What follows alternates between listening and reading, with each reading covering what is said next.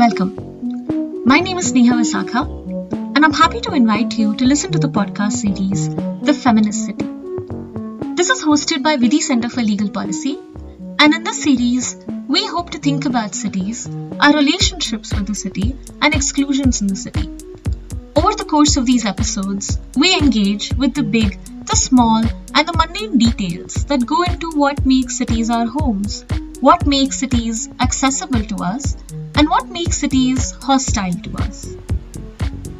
In this episode, I speak to Dr. Sneha Annavarapu, a qualitative sociologist, on driving, road safety, why we don't see many or any women driving autos or cabs in our cities, and the role of sociology in thinking about the city itself. Hello. Hi. Hi, Sneha. I am really excited to have you here. I'll just introduce you to our audience first. Dr. Sneha Annavarapu is a qualitative sociologist and specializes in ethnographic methods. Her research interests include urbanization, governance, class relations, and gender in contemporary India. She's currently a social sciences teaching fellow at the University of Chicago, and I cannot tell you how excited I am to have her with me in this conversation today. Thank you so much for joining us today, Sneha.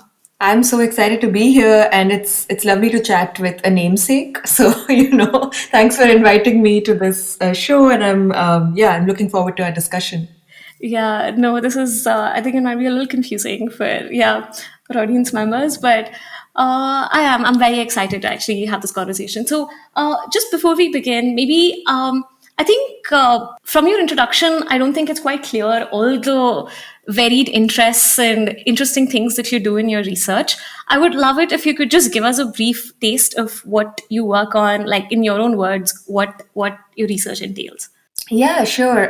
It is true that a lot of representational purification involves, just coming up with categories for the varied empirical research interests one has. But okay, it's a long story, and I'll try to keep it as short as possible. I did my undergraduate degree and master's in development studies at IIT Madras, and after that I moved to Chicago to do a PhD, and my first research project was actually a historical analysis of the figure of the kissing couple in India. So how are public displays of intimacy viewed, and what are the kinds of moral panics around the figure of the kissing couple? I was looking specifically at heterosexual couples, to be very honest. So started doing some research along those lines, and that was initially my PhD project. I moved to Bombay to do some preliminary research and quickly realized that it was very difficult to do this kind of research due to certain methodological issues, ethical issues of basically watching people in public or some such. And I didn't really want to be a creep. So yeah, and on a more serious note, I found it a little bit hard to hang out with the policemen in Bombay. I wanted to look at how people use the obscenity law, indecency law to regulate behavior in public spaces. I wanted to talk to resident welfare associations who have actually been a very active player in pushing kissing couples out of public parks in particular neighborhoods in Bombay. So I wanted to do that kind of an analysis, but very quickly I realized that I don't have the kind of social networks or capital in Bombay to pull it off. And meanwhile, time was running out in terms of me defending a dissertation proposal. So I shifted gears quite literally and decided to start looking at another behavior in public space that is now coming under increasing regulation, which is nothing like kissing in public, but it's driving. So I went to Hyderabad and I realized that there was a lot of public campaigning and mobilization around regulating driving habits. And I got really interested in the kinds of rhetorics of care and development that entail a lot of discussions around why we need to regulate the behaviors of drivers. And there's a lot of, culturally intimate humor around it. There's so many memes around Indian drivers, for instance. And I just thought it would be an interesting cultural analysis that can reveal state-citizen relations in Hyderabad. So I did an ethnography with traffic police. I hung out with them. I saw what their work entails and how they interact with motorists of different various social positions. I did interviews and ethnographic observations with drivers of various social positions, and I myself learned to drive as part of the ethnography. And that is my dissertation research. So I'm still working on, I've defended my dissertation, but I'm now working towards making it into a book. length project. And while I was doing dissertation research, I myself was taking a lot of cabs and auto rickshaws and moving around the city, going from one interview to another or one event to another, from one police station to another. And during those moments in transit, I began to reflect a lot about how ethnography is a very gendered practice, how me putting myself out in the field is essentially taking a personal risk as a woman accessing transportation options in India. And we all know that public transport in India is, well, it's dismal in terms of safety, but also in terms of convenience and comfort. And so I was taking a lot of app-based cabs, and I began to talk to drivers as part of my research methods, where I was interviewing them while they were driving. And I found it very interesting that they would often say stuff like, "You are talking to me, but nobody else. Like, people in your social class don't really talk to me. They look at me like I'm a servant." So I was very intrigued by this articulation of a class status by drivers. And so I ended up starting another research project alongside my driving one, which had to do more narrowly with women, how women, relatively upper class women, cab passengers, and relatively lower class male cab drivers interact in the space of a cab, and the sorts of narratives they hold about one another. And I did in-depth interviews with about 40 cab drivers, in which I asked specifically these questions around women and the women passengers. And I interviewed about like 25 women who are all, in the category of the upper middle class, upwardly mobile, young, urban, educated, working in an IT company. And so that formed the basis of my next research project, in which I want to look at how the state is taking women's safety as part of a larger branding project in Hyderabad, and how the police are taking up the cause of women's safety as being dear to their to policing, to producing safety in the city. And I'm just starting out, but I have a forthcoming article in Social Problems in which I more specifically show the results of my interviews with cab drivers and women passengers. And yeah, so these are the myriad interests that I have been sort of juggling in the past few years. I hope to go back to the Kissing Couple project again, although I think it would be imperative to bring up a religious angle now, especially with all of the Absolutely. conversation around love jihad. I think, yeah, I'll have to think through those questions again, but I hope to come back to that project at some point. But yeah, that's me in some, not really a nutshell, but somewhat of a summarized version. Yeah. I think this is fascinating. I think, as I've mentioned to you before, even when we first interacted, when I came across your work, I was utterly fascinated. And I think since I had the pleasure to read the article that you have that's going to be coming out about this, and one of the things that really excited me about your work in particular is precisely the fact that gender was central, even if it was not intentional, maybe. But I think probably, like you said, that you, as a young woman navigating Hyderabad yourself, sort of experienced certain things that I think inevitably came into your research, right? That sort of comes out clearly. And I think one of the things that I wanted to do in this podcast is also precisely that kind of centering of women, of essentially anyone who's not an able-bodied heterosexual cis man in the Yeah. city. Because I think when we talk about a lot of things, and I think before I get ahead, what I wanted to sort of bring up, and I'd love to hear more about what you'd say, is this really interesting ways in which class, gender, and all of these contexts sort of keep shifting. That's what I felt when I was reading your paper. Because one of the things that I mentioned in the introductory episode is about how your identity matters and mediates your access to the city, right? And I think we've talked about it in the sense who you are and where you come from and what identities you present to the world somehow significantly impacts whether it's in, I think for women, a predominant factor might be safety. But as you look at it in your work, that safety can be navigated if you're an upper class woman through access to certain kinds of transportation or certain types of navigations that say so women from lower class or lower caste backgrounds may not be able to access. So I was actually hoping you would talk a little bit about the ways in which these different contexts shift, right? Like within one, like I think one of the one of the things that stood out for me when I went back and reread some of your articles is, for instance, on the context of drunk driving. Like, I think there is a very clear idea that drunk driving is a bad thing, right? In the city, like nobody would be in support of it. Except, I think even me, like even when I think about drunk driving, I think I assumed the driver would be male. And when you talk about women who are drunk driving and they talk about that context between, oh, they think they're navigating for safety, Yeah. it just opened up something that I think does not occur to most people, right? So Yeah. I'd really like you to talk about that a little bit. Yeah, and I just wanted to add that I think it's not just that we present our identities to the city or they mediate them, but like urban space actively reproduces these identities in particular ways. You know what I mean? Like it also shapes our own understanding of the self.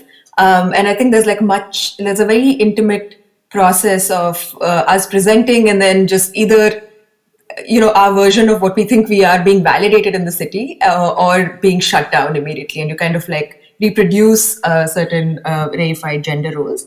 But yeah, coming back to the for instance, like in the drunk driver episode, in the research that I was doing, well, I basically began to interview these women, and I realized very quickly that a lot of them love driving, especially at night, and were often going to spaces of recreational leisure that are by now almost banal to us, like bars and clubs and restaurants. And, there's a particular segment of society, of course, so I want to make sure that it doesn't seem like all women are going out and doing this, of course.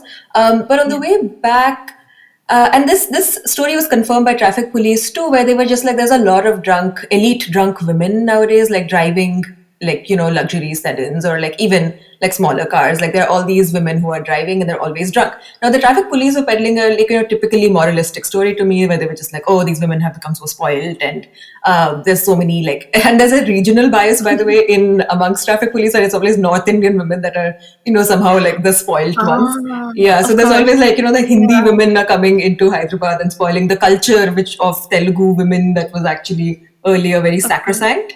But the women themselves articulated a much more complicated issue, where a lot of them were very blunt in saying that I feel a lot more comfortable a few drinks down and then driving my car than I feel being alone in the back of a cab with a strange cab driver. So in a sense, they were choosing between two unsafe options. One is being drunk and driving, which there is a medicalized risk or whatever, like an epidemiological risk of sorts of like accidents, which are considered to be a public health hazard in many ways. But the other risk that they were articulating is just like personal safety. So it became very difficult to have a strictly a clear answer to which is a better option. It's like being stuck between a rock and a hard place. And even I honestly did not think of that till they articulated this to me, where they were like, well, I just feel like driving drunk is less of a risk than being in a cab with a drunk man. And it was a mind-blowing moment during my fieldwork where I was like, they were drunk, right? The man wasn't drunk, the other way around. Yeah, like being drunk and being with a not that the cab driver would be drunk. That wasn't as much of a concern. It was just that the woman would be drunk, but at the hands of a cab driver who might take advantage of the drunkenness. Yeah.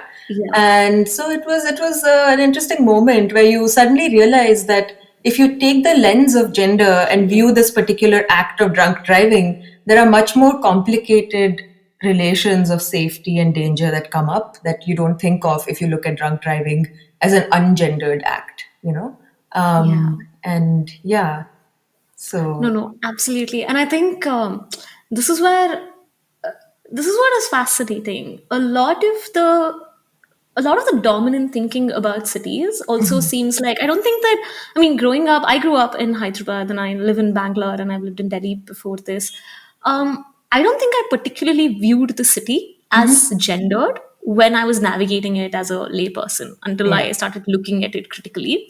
There is an assumption that cities are neutral. But often that thinking that underlies the neutrality is the figure who we are all imagining as to who the city is actually being designed for, who is the person that comes to mind when we assume something, right? Like whether it is drunk driving rules or who is basically. So it's just that even the mere fact that you were there and talking to women, it's just unpacking a lot of these invisible things. It's visibilizing something that's already been invisible, right? Like I felt like just the sheer act was sort of telling us something that we just have not noticed or thought to ask in the city. Yeah, and like And I'm teaching a class right now for undergraduates. It's called Sex and Gender in the City. This is the second time I'm teaching it. And in both times, these undergraduate students must be like in the ages between 18 and 20. And it's truly so amazing to see their little minds being blown when they realize that if you take a gender and sex lens to the city, it just appears very different. And it's something, like you said, that nobody really thinks about or talks about critically. Like there are dots in your head, but when you begin to connect the dots, the city just looks very, very different. And one of the most interesting moments, I think, in class recently was when they were just like, oh, there is this uncomfortable or tense feeling that women, or people who again do not deviate from this so-called normal of like a heterosexual a cis man who in different contexts, like say in India it's the upper caste Hindu man, right, like who really yeah, holds the mantle. Here it would be the white man, and that's the yeah, context that we discuss in the US, in Chicago. And they were yeah, all just like, oh my god. And the women in the class were like, but we just feel so tense when we're walking at night. And I'm like, that tenseness, it's not like a yeah, personal problem. It's like a historically produced condition that is embodied. You're experiencing something that is not your own problem. Like this is something yeah, that's conditionally and deliberately produced. And yeah, it was just like they were suddenly like thinking about all the moments on an everyday basis that they feel a twinge of discomfort while walking down the street. And for them to imagine that there might be some bodies who don't feel that discomfort was just like wild. Where they're like, well, there are actually people who can just walk around and not feel uncomfortable in like public spaces, like, scratching their stomachs in public, or like just like yawning in public, or just being loud. Like there are people who can even take these small liberties, which would just be like, again, freedom to some of us who can never imagine yeah. doing such stuff. Yeah. It is actually quite unthinkable because I feel like I completely resonate with it because I think, I mean, when you both embody a gendered experience and you're also looking at it critically, there's like, I feel like in the course of my interaction or involvement in this project, my mind was constantly blown in the ways in which I was able to go back and relate to so many of my own experiences in the city, Right. which I also realized is very limited, right? Like I felt like even when we, like as we previously pointed out, this is one of the other things that I noted in something that in one of your articles is that you pointed out that transport not only is public transport very very significantly dismal generally because of connection, convenience, and safety. It's also completely absent at nights. Yeah. So what are women doing at night are like, and then so in the sense that like I think one of the things that stood out to me was that first of all, there is no public transport avenues that are significantly reliable or available. The minute it's sort of it's so the transport system itself seems to be designed for the 9 to 5 job. So and then there are a host of women who are already out in the city, whether it's sanitation workers, whether it's Yeah. sex workers, whether it's women who are coming back from their night shifts or going to their night shifts in factories, and upper class women or IT workers who are coming home who Yeah. may have. So there are all of these women who are still in the city, and I don't think that, I don't know how many, like I actually I'm curious about whether anybody feels comfortable walking at night, because even now in this context we're talking about taking cabs, right, like from one Right. point to another for those who can afford it, and for those whose organizations sort of offer these, there are certain kinds of mediations around it, except it seems to be a workaround, but nobody is thinking of the fact that maybe we should be having public transport at nights. It's like a yeah. Yeah. Yeah. I think there are some workarounds that were attempted, didn't work out. Like, so I just also wanted to caution that I've seen that there's a lot of writing around, women taking up risks and loitering, and that the Why Loiter project has been seminal in that aspect. It's been so great. But I do think that the particularity of speaking from a Bombay standpoint is it just doesn't apply to a lot of other cities, especially in Hyderabad and the newer parts of the city. The feel is a lot more deserted. There are huge roads. There's not as much lighting. There are not as many people. So you just feel really, really unsafe walking at night. And it's not the Yeah. same as a bustling city like Bombay, especially, like a city that doesn't sleep. Like that, I wouldn't feel that afraid walking there. I've walked in Bombay at like past midnight. I walked from like train stations to my house, like where I was staying for a few months, and it was just a very different Yeah. experience. But like in Hyderabad or even Bangalore at night, even though it's the pub city, that's the thing. Like people are indoors; they're not outside loitering. There's like a big difference between being awake consumptively and being out recreationally or whatever. So like.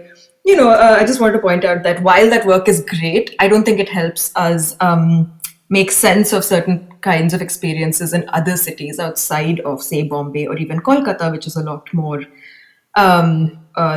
active that way at night. But coming to Hyderabad, so there was an initiatives that the government took at one point with like these she cabs and trying to train more women auto rickshaw drivers to make this particular Yeah. issue of public or at least semi-public transport available to women at night.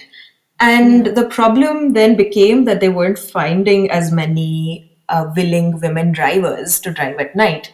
And Yeah. I was wondering about this too. I was like, oh wait, why has this not taken off? Because such initiatives, say in Mexico City, took off actually really well, and there is a thriving like semi-industry of like women cab drivers doing this work of producing safety for a certain class of women, sure, but at least like making some effort in that direction. And I was speaking to a woman auto driver in Hyderabad. Yeah. Her name I is, did. yeah, Before you tell the story, and I'm actually excited because I really want you to tell the story. I actually yeah, wanted to point out one other thing in this aspect because yeah, it's not only that. I think it's also this. I think the gig economy also offers that promise, right? The yeah, yeah, promise of the gig economy was that anybody can yeah, enter it. There is flexibility, there is options, yeah. and there is a way in which. But I think I wanted to sort of frame that also because I think Hmm. cabs and Ola and Uber, and in particular, I think Yeah, which a lot of upper class women are now using in order to navigate the city across, I mean, both in Bangalore and in Hyderabad and most yeah, major cities. yeah. Um, this is a question that I also had. And when we were talking earlier, like I was like, why are there not more women cab drivers? Why are they Hmm. not a common sight? Why are there not any? Why do you Yeah. never find her?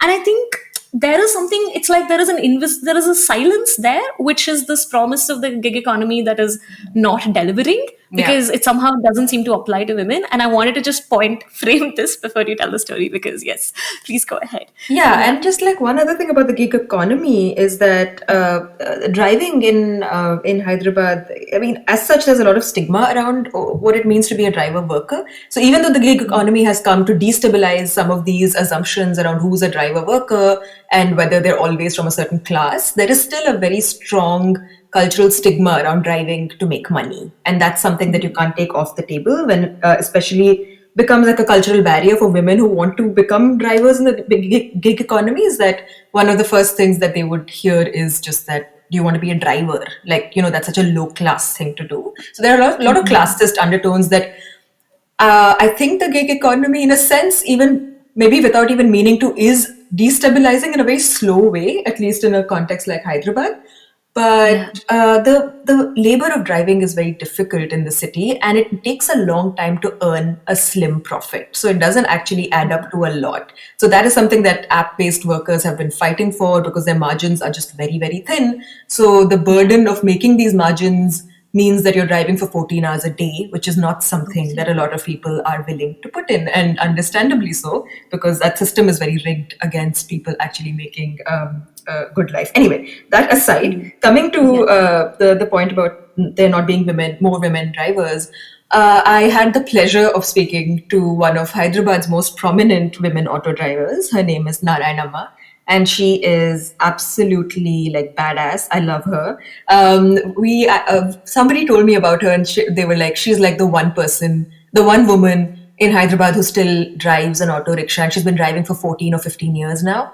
And she's Wow. like the one person who's continuously been driving. That's the thing. Like there have been a lot of women who have like entered the field of driving and then left, or like, there's not been as much of a consistency in being like a prominent presence. But Narayanamma has been there for the past 15 years, like without ever leaving her job as an auto rickshaw driver. So obviously I was very curious. I reached out to her. She's a bit of a local celebrity. Like all the news channels have done like little shows with her. Like she's always getting press like attention. So she wasn't at all, frazzled by me calling her and saying I need her time. She was like, yeah, you can spend half the day with me. Just come on over. So I went all the way. I took a metro from Secunderabad to like Nizampet, and then I got down the metro station and I hailed an auto rickshaw. There was a young guy driving, and I was like, I need to go to this like village in Nizampet. It's like 10 kilometers from the metro station. Can you drop me? And he was like, okay, but where do you need to go? And I just like took a chance and I was like, do you know Narayanamma? And he was like, yeah, Auto Rani. And I was like, wow, Auto Rani.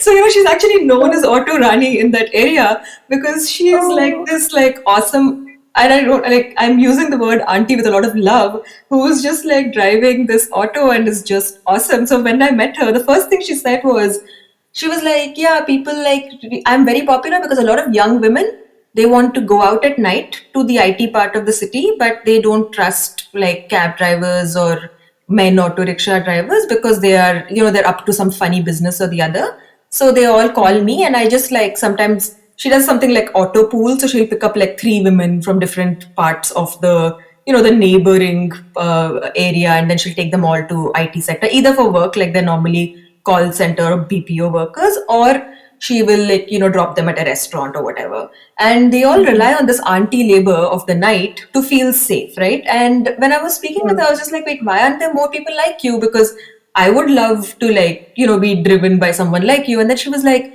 there's just something so simple that nobody has really thought about, is just that there's no public restrooms for women to use. So when you are driving around, or when you want to make possible the opportunity for women to become drivers, you have to think of these infrastructural conditions, like, are there publicly available restrooms? Are they clean? Are they convenient? Like, they should be everywhere, because driving is a very mobile activity. So you're going from one area to another. So you just have to have these things. And I was like, oh yeah, like, why is this? And then I realized that men, just like many of my men driver informants, they could just walk in and pee anywhere. You know what I mean? Like, they didn't have to have like a specific place. And then when this came up, I spoke to an urban planner at GHMC actually, and I brought this up, and that person was like, yeah, we did have some, I mean, there are some public restrooms, but like the maintenance and all. And he just like didn't really answer the question of like, why wasn't this baked into the plan? And it's again a points to lack of coordination, because the team that was invested in the she-cab thing was not really coordinating with the urban planners and making possible these. I mean, if they were, it didn't really pan out the way they had planned. So yeah, there was like still like experientially there was still a gap, and Narayanama was pointing to that gap and being like, I can do it because I have been doing this work for 15 years, and I don't actually, she doesn't travel very far away from her home. So her home is not too far away from IT sector, especially at night. So it's fine. But so she keeps going home if she needs to take a break. But the fact that that kind of an option is not available just makes, you can see why women don't stay in the profession, or like are just not taking up the labor of driving as a viable option. It's just doesn't make sense. Yeah, no, I mean, this blew my mind also. I think just the fact that I think you've pointed out over the course of this conversation significantly, right? The lack of urban infrastructure, the way in which it affects women across class, caste, religious barriers. I think the people who rely on urban infrastructure are often invisible in the city, right? Like we don't, it seems to be that we don't, like, they don't seem to feature in the conversation. At least the women particularly who use and rely on urban infrastructure don't seem to be featuring in the conversation, even in the articulations around demands for public infrastructure sometimes. And I think, I mean, when you said this, it's such a no-brainer, but it is also something that, to me, it also, that's what I felt like is so disruptive. When you just place the woman at the center of thinking about the city, what do you learn, right? About how the city itself is organized and what it is completely leaving out, and what that means for women's opportunities or their ability to even think about taking part in something. And I think, and you also touched about a couple of things. The lack of coordination, say, between the people who are thinking about transport and the people who are literally building the city and providing infrastructure, which I think is also an institutional problem, right? Like where there is transport policies are determined by one agency, whereas the infrastructure that you critical infrastructure that transport needs and has to go hand in hand with Yeah. is dealt by another organization. Yeah. And often these are not speaking to each other, and there is a silo. And the third thing I think that I wanted to sort of bring up, that I was thinking when you talked about this, is about the being local. Like, one of the ways in which Nayanama seems to have been able to navigate this is by staying close to where she is, right? And somehow women seem to have to be close to where they are, even in the way that they navigate the city, not just because of the lack of infrastructure, but often because I think of additional responsibilities and duties, right? Like, there is the gendered care work that women, again, is also invisible in the city, that seems to be predominantly done by women across cross sections of the society. Yeah, and I was curious about if this ever came up in your work in terms of what it meant to have children, or what it meant to take care of the home and also come out and do work in the city. Yeah, definitely did come up. It's something that women, I think, actively think about a lot. And when, this idea of planning with like centering women, it also brings up the question of within the category of women, who do we center, right? And I think Yeah. in general, the most inclusive planning can occur if we dig deeper and uh, uh, just as an example, I think a city designed around the needs and desires, not just needs, but active desires for pleasure of Dalit women might be a radically different city, and that is the kind of inclusivity that we must aim for. Because, and I feel like on the one hand, we do tend to talk about logistical things that women need. Like, I know that there's a lot of user experience surveys and stuff that urban planners do to a certain extent to capture the experiential aspect of how infrastructures are dwelled in. But I do think that the whole focus on like a technocratic form of thinking about urban spaces, the problem is that it doesn't quite capture how people are feeling in these spaces, right? And it is a very masculine form of knowledge production, also, like this embodied autonomous agent that's just able to like go anywhere and everywhere. That's not at all true of the experience of most women. And I also don't think it adequately captures pleasure. It is just like a very utilitarian form of understanding the role of infrastructure provision. Like, how can we increase efficiency? How can we increase speed? How can we increase circulation? And all of these things are typical facets of like building a city that can attract a neoliberal capital, of course.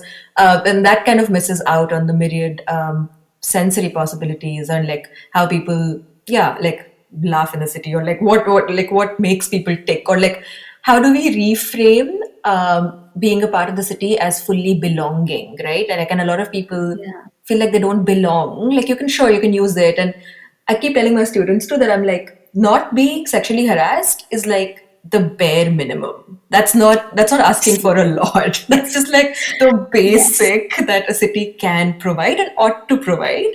But that doesn't Yeah. mean that you fully belong.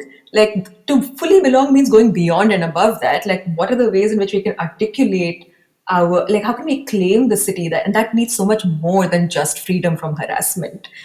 It's Yeah. wild to me that for us, just not being harassed would be like, that's great. Like, this is all I really want. But it's not all we really want. We want more. And yeah, and like, so in that while thinking about that, thinking about children, thinking about all these other caretaking responsibilities, it also points to how atomized we are becoming as we are all living further and further away from each other. Like, what kinds of social infrastructures there are for women to access like a communal form of caretaking of one another, but also of their children. It also, I think, most policies assume that women have children with a certain someone who is like can step up and take care of the child, which is not at all true of experience of many Absolutely. women. But also, Yeah. like, it excludes single women who might have children, or like women who don't live with their partners, or whatever. It like just For queer yeah, women, I think, yeah, yeah, and I yeah, think, absolutely, yeah. yeah.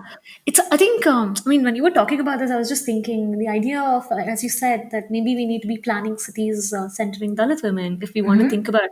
And I was just thinking about it becomes, it's almost like inclusivity also becomes a conversation where how do you take a a binary notion, or a city built on first of all, a city built for one gender. Yeah. And then if we're thinking of inclusivity, it often becomes, okay, let's think about women. But it's something that confounds the notion of gender itself, and like, what Absolutely. does it mean to have trans women, non-binary people, and LGBTQ people within each and every section of these marginalizations. Because I think one of the things I was thinking about, and I came across in my reading or research, was that, I mean, even when there are public restrooms, there are Yeah. restrooms for men and women. Yeah. Yes. Yeah. And the Nalsa judgment, it's been a while. Like, there is recognition for transgender and third gender in India, but it's a recognition on paper. There is no reflection whatsoever in any system, or, I mean, it's very slowly growing, but within the built infrastructure, you don't see it yet, except Yes. maybe in, like, I think Google's office in Hyderabad has a gender neutral, bathroom. Like, it's like there are certain spaces which are sort of, which become, which are again, extremely corporate, or the cool companies who are recognizing this. But how many trans and non-binary people actually work within these organizations that are using these? I don't know whether there is research on that, but and it also, it's very simple. Like, the idea of using the public restroom, it's almost utopian for most people I mean, most women in the city, because they just don't seem to be accessible. But even if you do, the fact that something that I think a lot of the trans community has articulated is about the even just the fear of violence, whether they use whichever bathroom they pick, because the lack of acceptance of the sheer act of needing to go to a public restroom can result in an instance of discrimination or something worse. And that is a horrible, I mean, it was, I mean, I was just viscerally shrinking at the idea of how horrible that is. And the fact that it doesn't seem to be occurring to planning in these decisions, it doesn't figure. And I wanted to talk a little bit about why this doesn't figure. And I also wanted to touch upon what you said about not just the atomized existence, but this technocratic planning processes, right? Like, where we think about efficiency, we think about economic development, but we're not thinking about pleasure, we're not thinking about leisure. And like Dolores Hayden, I think it's one of my favorite essays now, in her article on the non-sexist city, talks about how cities are built on principles of capitalism and patriarchy.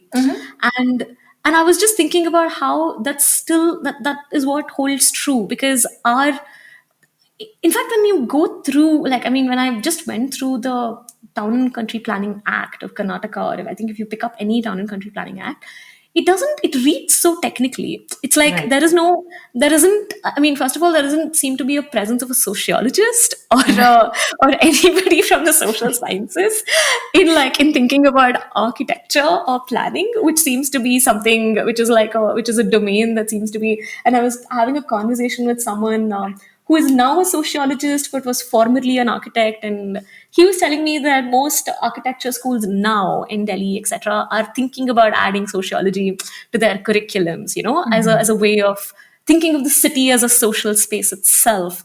And and I think there seems to be problems at multiple levels, but it all seems to come definitely from just not thinking about different people. It's like, who is using the city? There seems to be a severe dearth of imagination, right? It's and we've not even talked about ableism. I think we've not, like, I think it's a disability is a cross-cutting. I think it's I mean, I don't even know what words would express how much the city is ableist in its construction. Yeah, and I just wanted to say that, I think thinking about why these experiences of voices aren't articulated in urban planning actually requires us to reckon with something much deeper, which is whose experiences are considered valid to begin with, and what is legitimate knowledge, right? Like, that is ultimately the question that comes up, because due to systemic exclusion in India, a certain upper caste creme section of people, for instance, I belong, often have access to academic entitlement and institutional privileges and produce knowledge at a level that is deemed legitimate and somehow more valuable than the kind of sociology that might exist in the minds of somebody just walking on the street, right? And in a way, we're all sociologists because we're all making sense of the world and we're all connecting the dots, even if we don't think about the fact that we are.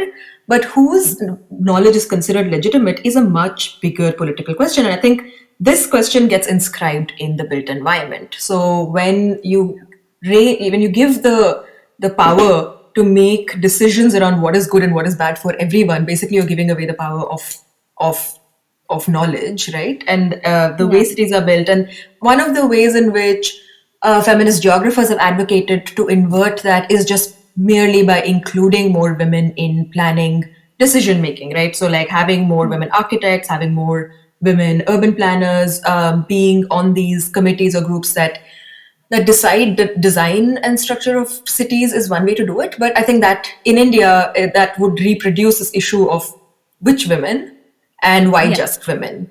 And so I think it's a much slower, I certainly think that social change takes a lot of time. And the fact that we're having these discussions to me is always like a good sign in the right direction. It is frustrating to look around and see that nothing really has changed in many years. But I think with the visibility of advocacy growing, the visibility of political mobilization growing in a tangible way, I think that having more people on these committees and commissions would be important, but there has to be a political will attached to it. I feel like things move quickly in India when there's political will behind it. Doesn't matter what the laws say and do. Like the fact that flyovers are built so quickly is precisely because there's a lot of political will around it. So I just don't know how that would work, but making something like providing gender neutral bathrooms like a key issue in electoral politics, or some form of articulation that becomes an incentive for politicians to act quickly, because they do when they want to act quickly. They act very, very quickly. That takes much more of a sociological conversation on this side of civil society or political society, like having conversations around this, talking about it all the time. And one way of that I think is important and does not fit like a policymaker hat thing, is just writing as a political act, like who is writing and giving people the platform, like something as simple as passing the mic, and it's ironic that like I'm sitting here and talking about all of this, whereas honestly, like I shouldn't be the one talking about this, but that is the insidiousness of systemic privilege, right? Like it often determines who gets the mic, and that just manifests in all sorts of concrete, quite literally, policy decisions. And that's a larger conversation. I think it was really insightful what you talked about as legitimate knowledge and knowledge production itself, right? I think that's something that we may not particularly think about, but I think we're subtly aware that whose experiences count and whose voices are heard, irrespective of. I mean, we're all carrying these notions, and I think it depends on the different identities you carry as to whose experience is privileged or whose voice is heard, even if you're speaking, and what is not heard. And I think this is where, and I was thinking about all of the things that you said, and I was thinking about what it means. I mean, the reason I think this podcast is thinking, or it's titled "The Feminist City," is to disrupt this very process. And I think I think feminism is fundamentally disruptive.